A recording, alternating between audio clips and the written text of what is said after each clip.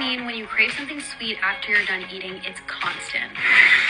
It's because you're eating too many carbs. This does not mean that you need to completely remove carbs from your diet. What this does mean is that you need to be more conscious about how many carbs you're eating and what types of carbs you're eating. Foods like cereal, bread, pasta, and other packaged, refined foods with a ton of added sugars, cause your blood sugar levels to spike significantly. Higher your blood sugar spikes, faster and harder it crashes. The blood sugar tanks like this, you get sweet cravings.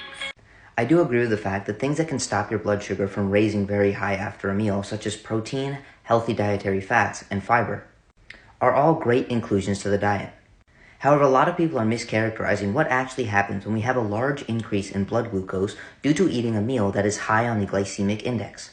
The glycemic index is simply just a rating for different foods upon how high they will increase your blood glucose levels after eating them.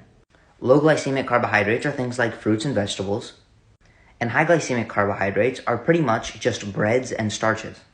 And I agree with the fact that we may want to limit things like bread and processed cereals simply because they are not providing us any micronutrients. However, potatoes are also on this list. Not only are potatoes a fantastic source of micronutrients such as copper, potassium, and vitamin C, but they also top the list on the satiety index. Even when compared to things like beef, eggs, and white fish, boiled potatoes have the highest satiety index of any food. The potato is just an example of one food that defies the idea that high glycemic carbohydrates are somehow going to make you excessively hungry. And I have two more strings of evidence that are really telling. The first is that when comparing a high versus a low glycemic index diet, it has no effect on short-term energy intake in healthy people.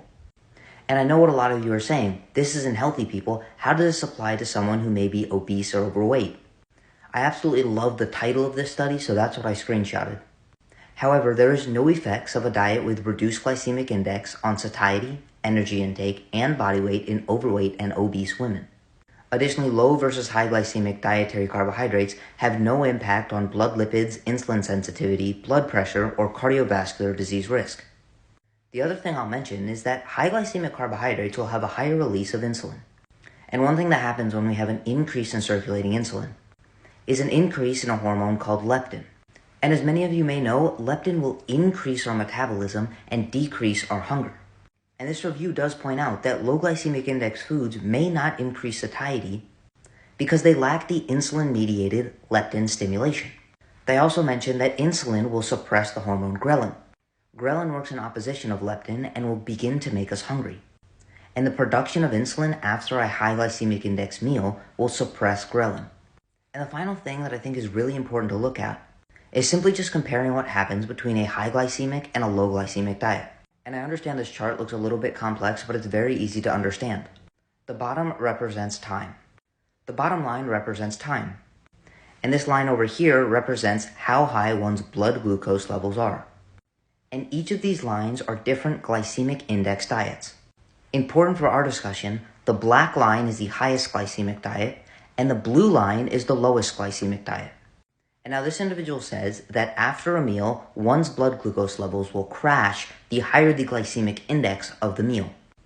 But if we zoom in, we see that that blue line ends up going lower than the black line. But in reality, there is no difference. This study also indicated that there was no difference in hunger and energy intake between the different glycemic load diets.